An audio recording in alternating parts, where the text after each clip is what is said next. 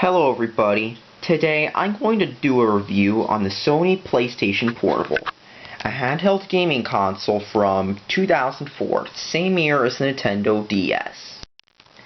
Now this was Sony's first attempt at the handheld market, and Sony did many things different, as you'll see, from what Nintendo and others have done, and they even did something that most handheld companies haven't even done. So let me start off by telling you a little backstory. Basically, until up from the time of the Turbo Express and the Game Gear and that stuff, after all those pulled out, after Sega blew their successor to the Game Gear by just making a portable Genesis, and after, let's just say, Atari pulled out, and after NEC pulled out, and after that happened, Nintendo pretty much was able to do what they could. I mean, basically there weren't really many Game Boy competitors that were notable from this time. There was the WonderSwan, but that was Japan only. There was the Neo Geo Pocket Color, that was a flop, and of course, let's not forget the Game Boy had Pokemon, and during the 90s and early 2000s, everybody was playing Pokemon. Sure, Pokemon still sells, but not like it used to in the 90s. But anyways, let's talk about the PSP. In 2004, when the DS was coming out, Sony basically made their own thing, the PSP. Basically, it was Sony's attempt at the handheld market, and Sony actually did many things different, but it also became pretty much its own thing. Like, for example, this space system is basically, unlike the DS, which was basically like a watered down, say, which was basically either a slightly improved Game Boy or a watered down N64, your choice, the PSP was basically a portable PS2. Not as powerful as the PS2, but it could still hold its own, and it actually got plenty of games ported from the PS2 onto the PSP.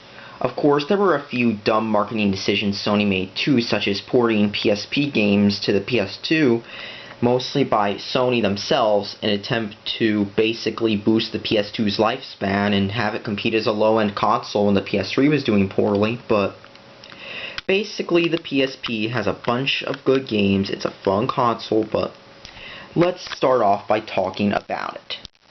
The first thing you notice is that the screen is huge on this thing.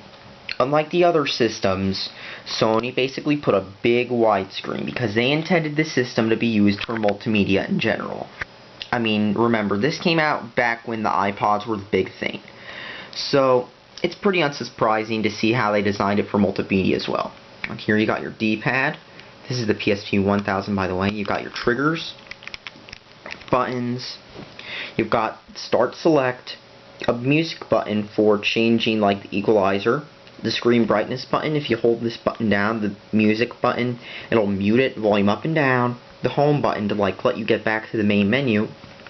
You've got the analog nub. This has been broken off in this one because these analog nubs weren't too reliable on the originals. However, you can actually get replacement ones. The D-pad, which wasn't too good on the 1000, this was improved on the later ones.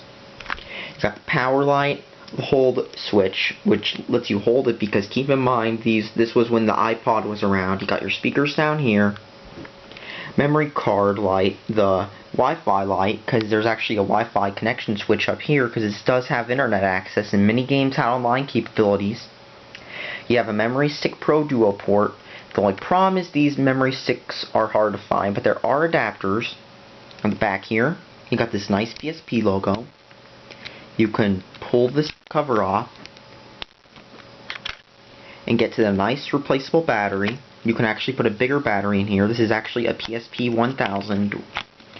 There are later PSPs, such as the PSP 2000 and the PSP 3000. I'll talk about those in a second. I really don't like the 1000 that much. Okay. On the top here, you've got the USB port, the infrared.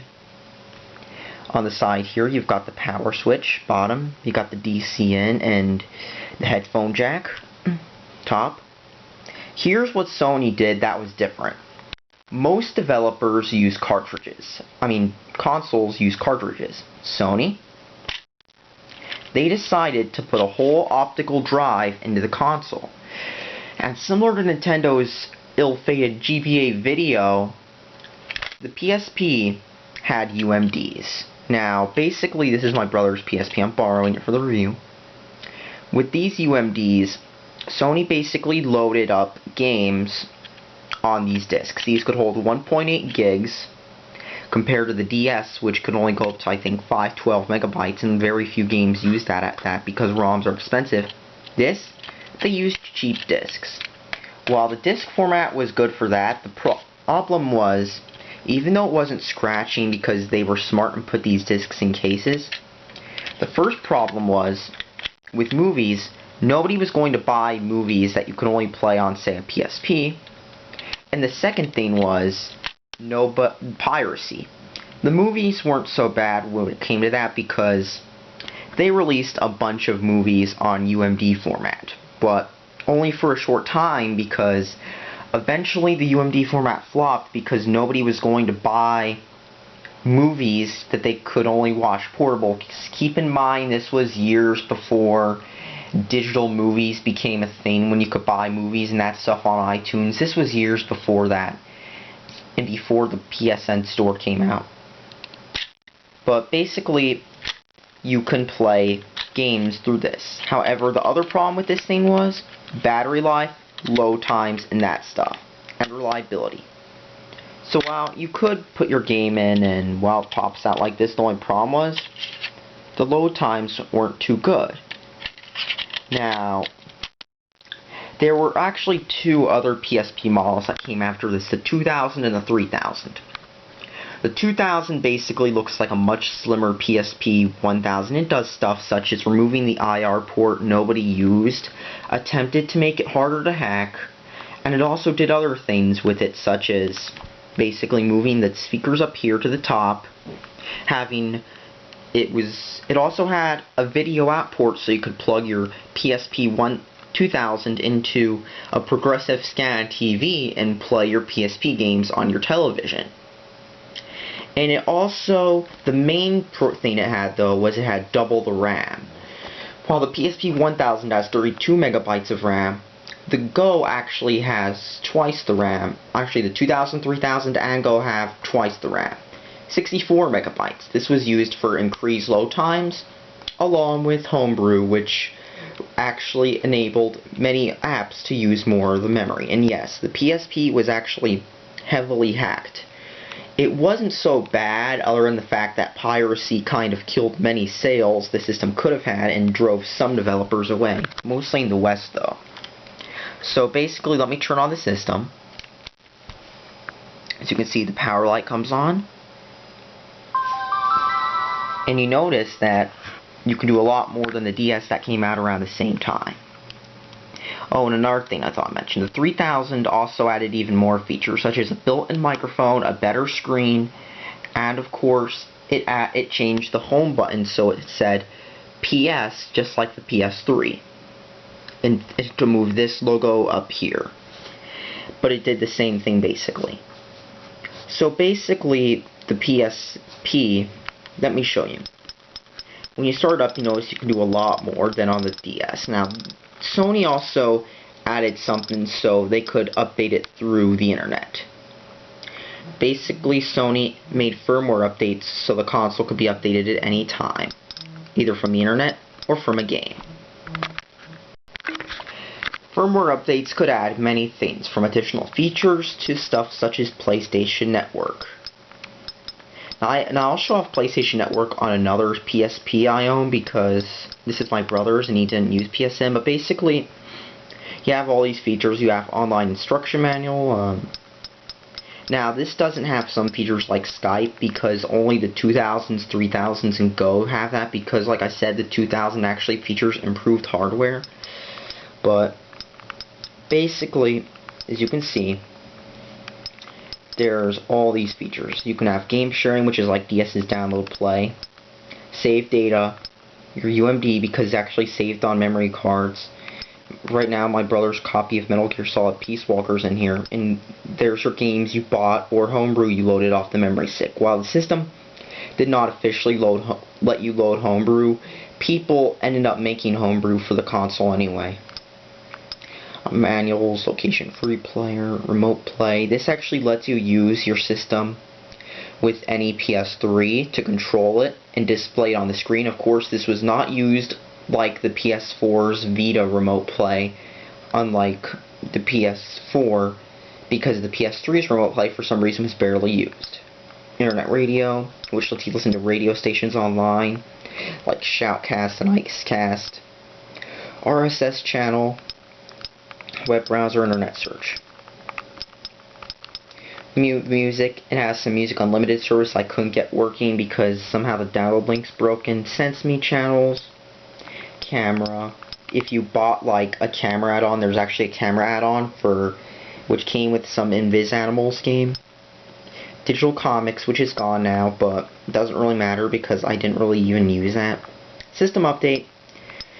USB. There's a bunch of things in the settings. Now, basically this lets you change all these features, such as that. Now, while this was the 1000, there were actually more models, and I have a newer PSP model right here.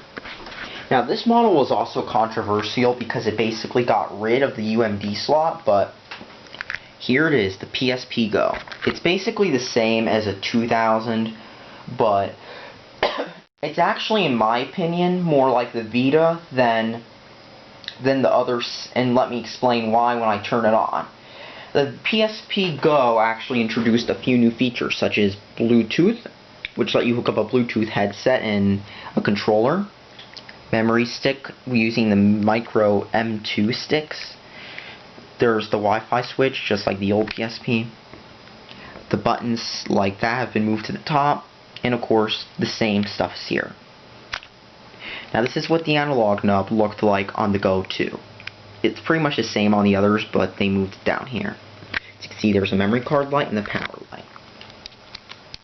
And if you open it while it's in standby mode, let me show you.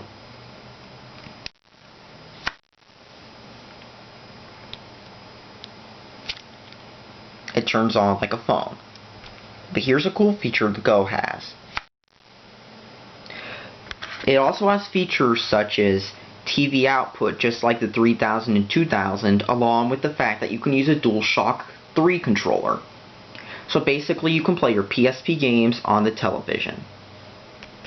And it also has this cool little clock feature that they added for some reason. And if you had both analog sticks, it goes to a calendar.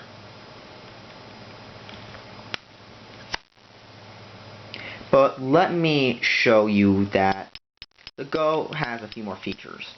First thing is, of course, it has the additional features of the 2000 and 3000, but it also has this cool thing called, well, not just the Bluetooth and the wireless, but not only does it have 16 megabytes of memory built in, but because it's built in memory, like, let me just open up a PSP game.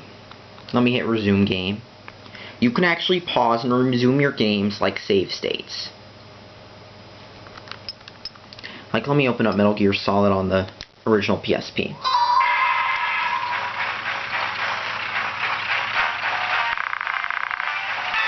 So I've got Final Fantasy Tactics.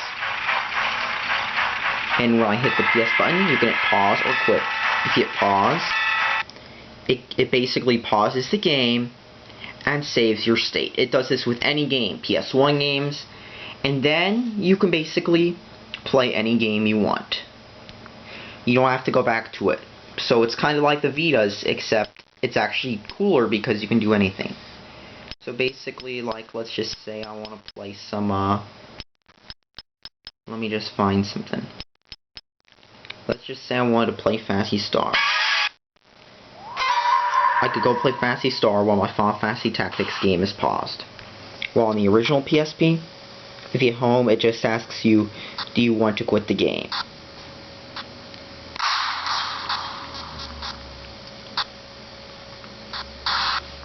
So I'm going to quit the game, But basically, that's what this lets you do.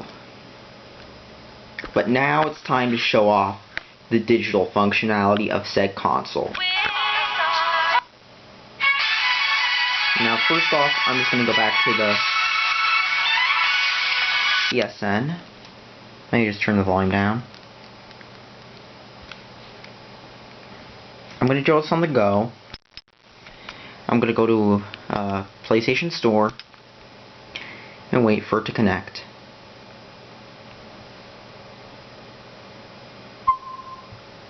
Now this is kind of iffy because the PSP's only supports wireless B. This was improved on the Vita, so it supports wireless N. So I'm going to have to move this closer because this is the main problem. Now this isn't a PSP only problem because the DS also only supports wireless B. This was because that's probably what they had when this came out. Signs in DNAS and we're good to go.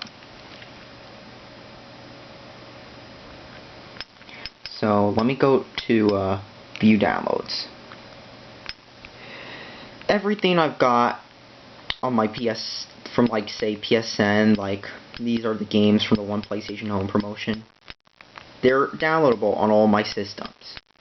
From my PSP to my Vita and stuff, this actually has unified accounts. Unlike, say, let's just say, look, even some Vita games and demos I downloaded are on here. Unlike, let's just say, the 3DS, everything I own is on my PSP and I can download it freely. Unlike, like I said, the 3DS. And if I log into another system, I can just deactivate the old one and I can go to account management and that stuff.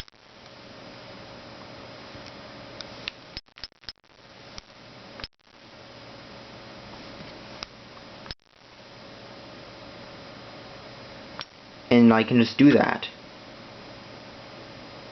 So basically, yeah, this is what I can do on the PSP.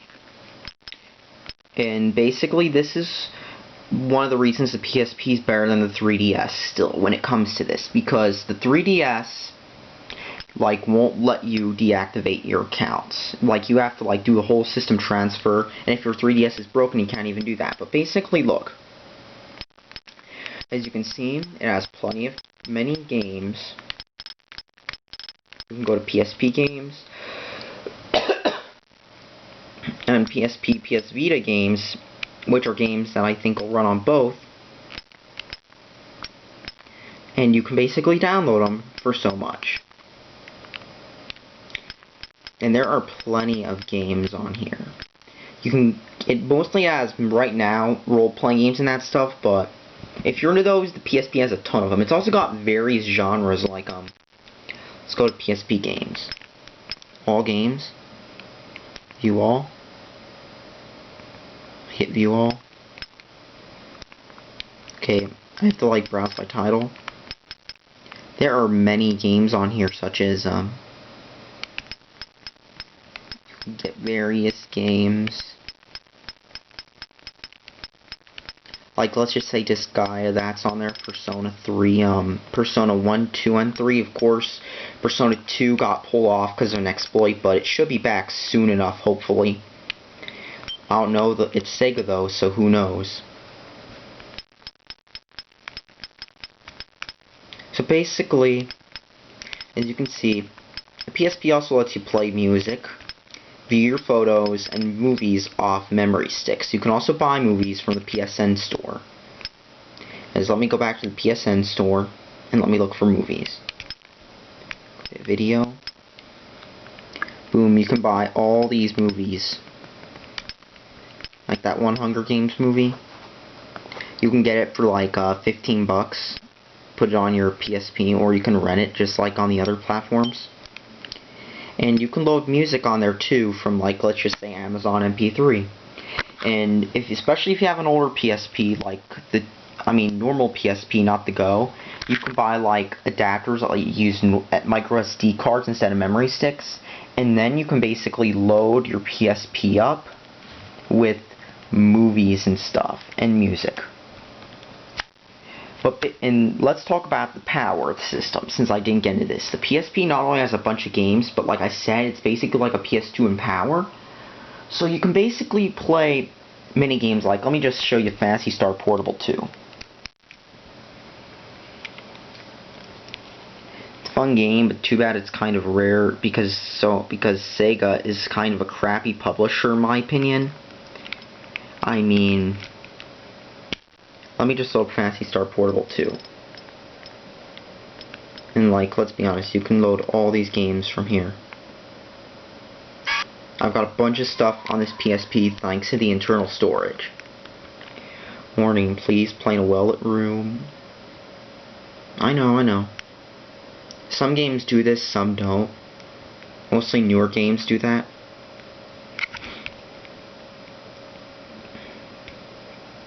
I also like the PSP Go's buttons better because they got the clicky ones like the 3DS or Game Boy SP. So let's go to continue. As I mentioned, too bad this game's kind of rare, but I haven't played this game too much lately because I haven't really been into Phantasy Star, and even when I could, I was playing Phantasy Star Universe, but look at these graphics. This is a portable game too. I mean, portables have come a long way, and the PSP is just proof. Let me hit exit,